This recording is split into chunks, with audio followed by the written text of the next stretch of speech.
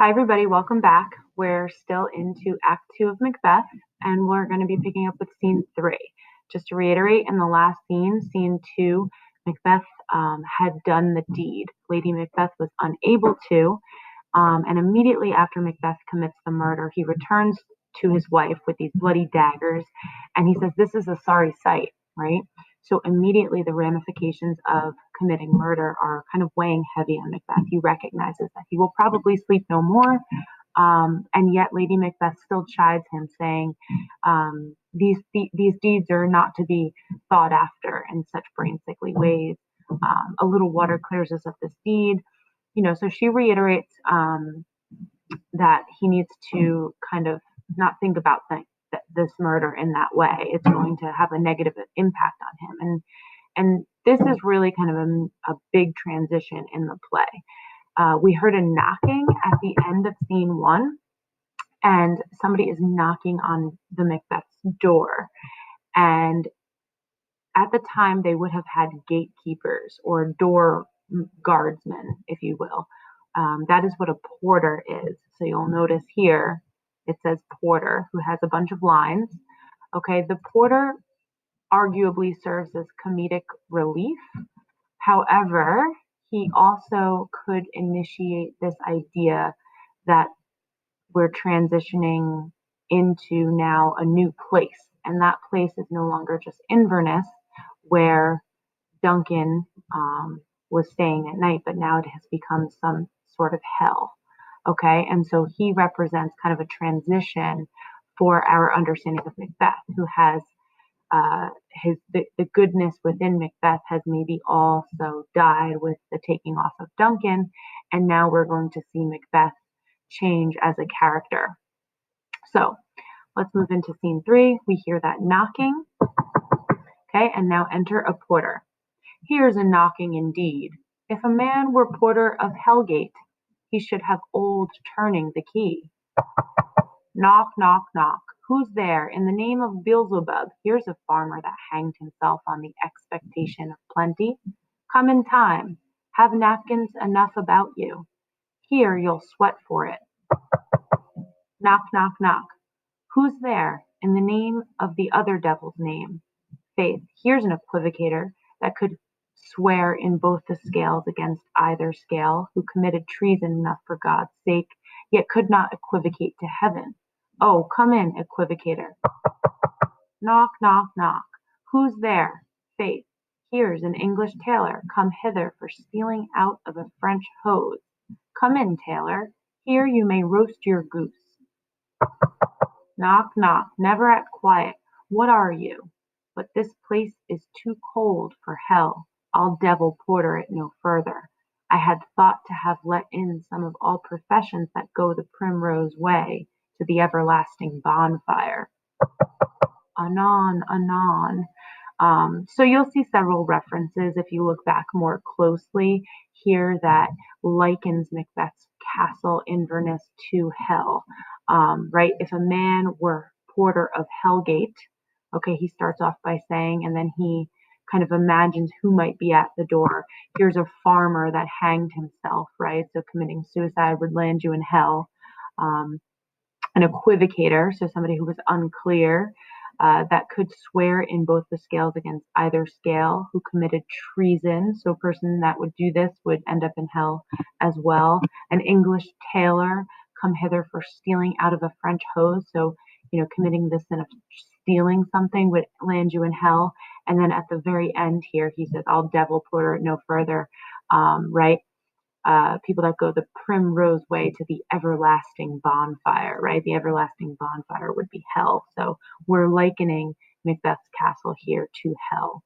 The porter opens the door, and we're going to meet these two characters. Well, we've seen Lennox already, but Macduff. Macduff is a very important character who becomes, from this moment forward, a very important character, okay? So the porter says, I pray you, remember the porter. Macduff.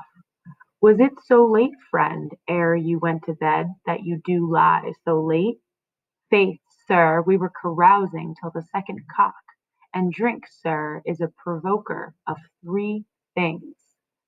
What three things does drink especially provoke? Marry, sir, nose painting, sleep, and urine. Nose painting means the reddening of the face, sleep, and urine, right? So he's talking about three things that carousing and drinking too much provoke. It provokes lechery, sir. It provokes and it unprovokes. It provokes the desire, but it takes away the performance. Okay, so this would have been a little bit comedic here, provide a little comedic relief after having just seen a murder take place, or not seen a murder take place, but a murder did take place in the play. Therefore, much drink may be said to be an equivocator with lechery. It makes him and it mars him. It sets him on and it takes him off. It persuades him and disheartens him, makes him stand to and not stand to. In conclusion, equivocates him in a sleep, and giving him the lie leaves him. I believe drink gave thee the lie last night. That it did, sir, in the very throat on me. But I requited him for his lie, and, I think, being too strong for him, though he took up my leg some time, yet I made a shrift to cast him. Is thy master stirring? Okay, so Macbeth here is asking if Macbeth is around. Right in time, Macbeth comes on the scene. Our knocking has awaked him. Here he comes. The porter exits. Good morrow, noble sir. Good morrow, both. Is the king stirring, worthy Thane? Not yet. He did command me to call timely on him. I have almost slipped the hour. I'll bring you to him. So Macbeth is bringing now Macduff to Duncan's chamber, where apparently Duncan had asked to be called on early, right? So Macduff is trying to, I guess you could say, like, pick him up for the day. Okay, so Macduff says, I know this is a joyful trouble to you, but yet 'tis one. In other words, taking care of the king is a lot of work, but I'm sure that it's brought you much pleasure. Macbeth says, the labor we delight in physics pain. This is the door. He now points to Duncan's chamber, and we know what lies inside. So this would be what? When the audience knows something that a character, Macduff, does not know, what do we call that? Dramatic irony. Okay? I'll make so bold to call, for 'tis my limited service. Macduff now enters into the chamber. He walks off stage. Now Lennox says, goes the king hence today? He does. He did appoint so.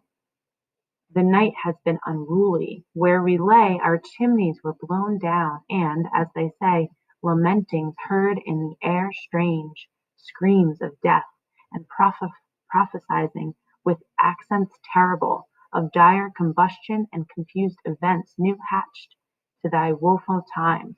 The obscured bird clamored the livelong night. Some say the earth was fervorous, and did shake. 'Twas a rough night.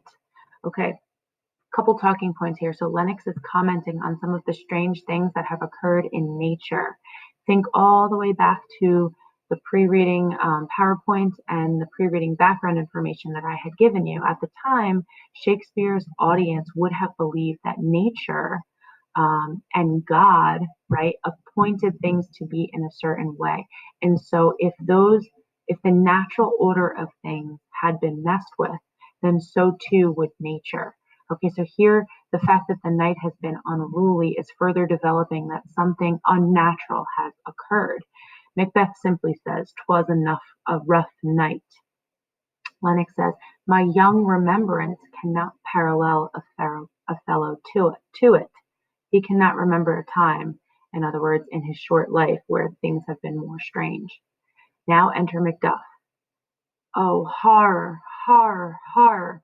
Tongue nor heart can conceive nor name thee.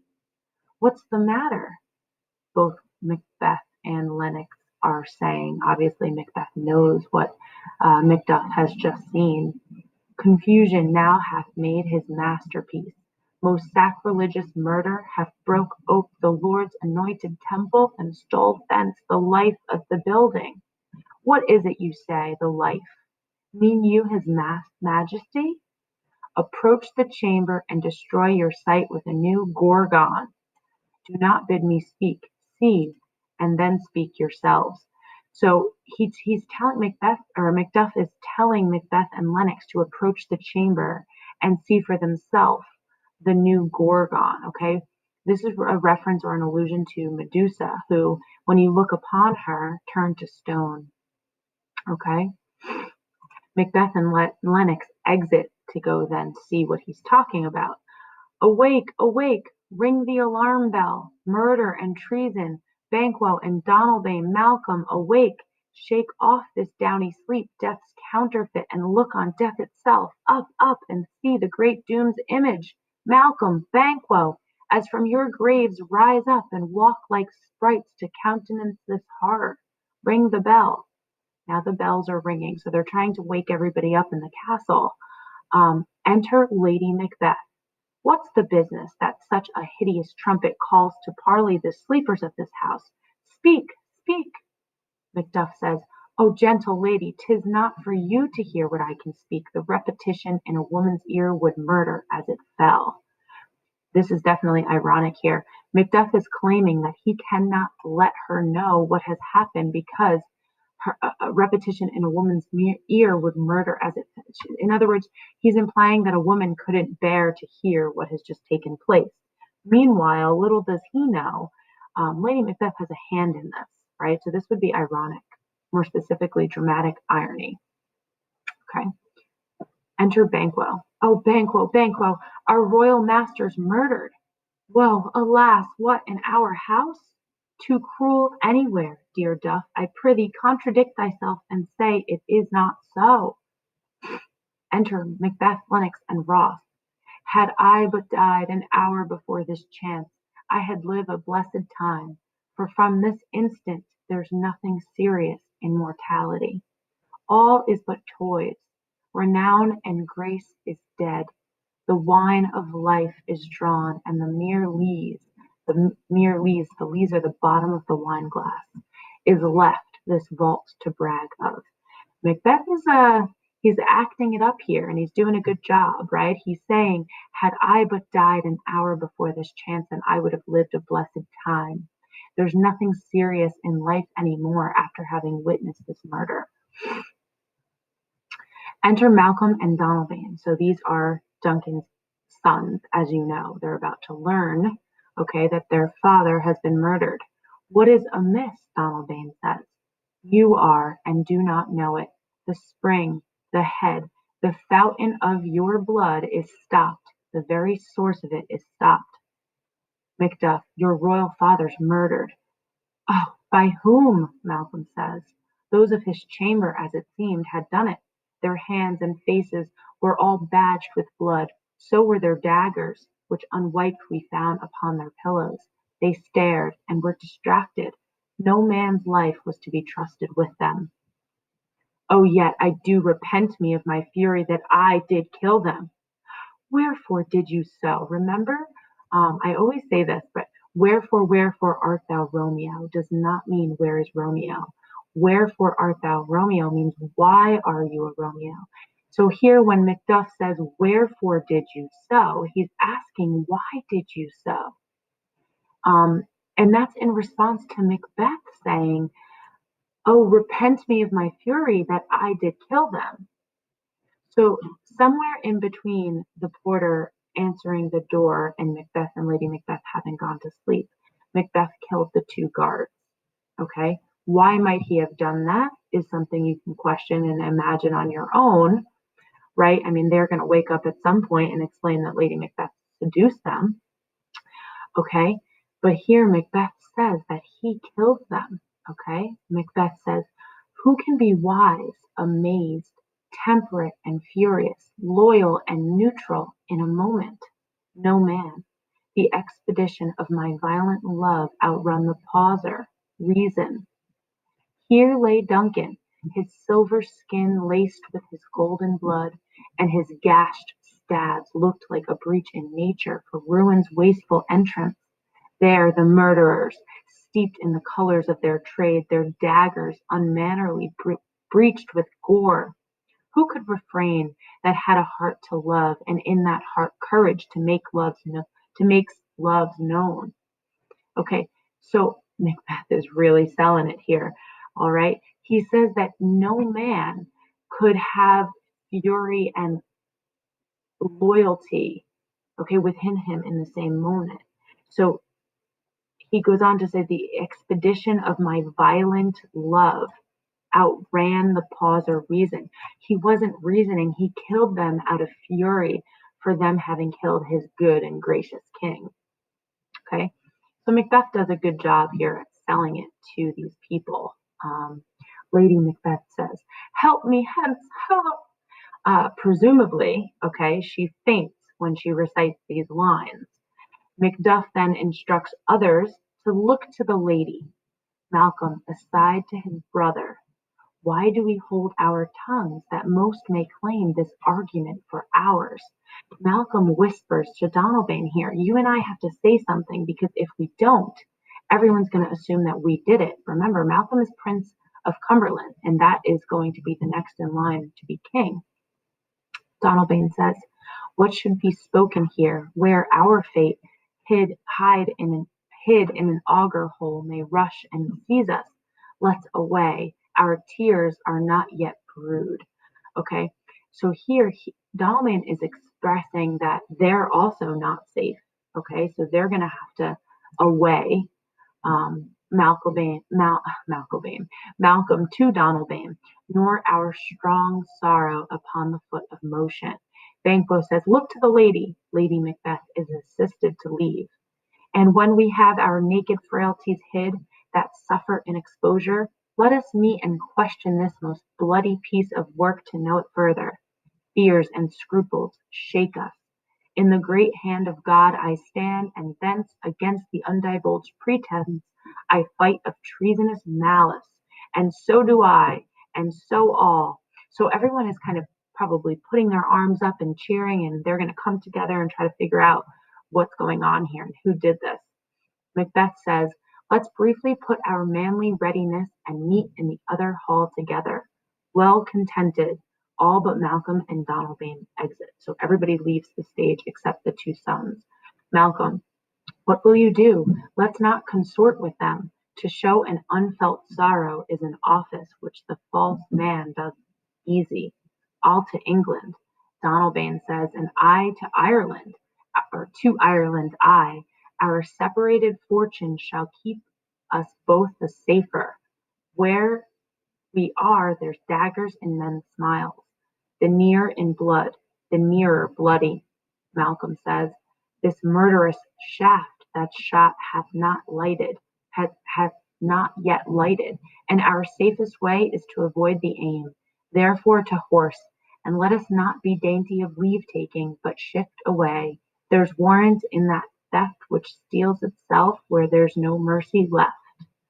And then everybody exits. So once again here you could see there's a rhyming couplet that indicates the end of the scene.